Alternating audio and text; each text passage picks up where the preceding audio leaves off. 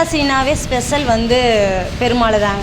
அப்படி நாம் புரட்டாசி மாதம் வர சனிக்கிழமை எல்லாமே வீட்டில் நம்ம படைக்க மாட்டாங்க. எச்சிப்படாமல் செஞ்சு இலை போட்டு சாப்பிடுவோம். ஒரு வாரம் கோயிலுக்கு தேங்காய் பழம் கொண்டு போய் படியரிசி கொடுத்துட்டு வருவாங்க.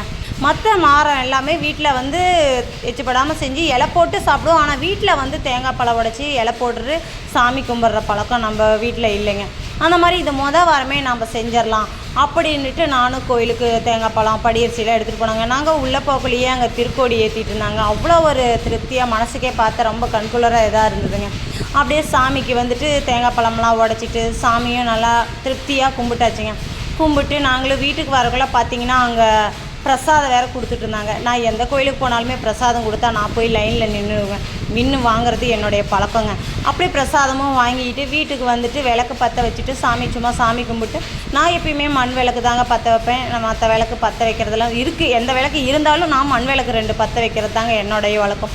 அப்படி மண் விளக்கு 2 பற்ற வச்சுட்டு சாமி கும்பிட்டு காக்காய்க்கு வாரம் சனிக்கிழமையுமே நம்ம காக்காய்க்கு சாப்பாடு வைக்கிறது பழக்கங்க. அந்த மாதிரி இந்த வாரம் நாம் செஞ்ச ஐட்டம்லாம் கொஞ்சம் வச்சு நான் கொண்டு போய் காக்காய்க்கு குழந்தைங்கள வச்சுட்டு வர சொன்னாங்க. வச்சுட்டு நாம்ளும் இலை போட்டு நீட்டாக இந்த வார சனிக்கிழமை இப்படி தாங்க சிறப்பாக முடிச்சாச்சுங்க.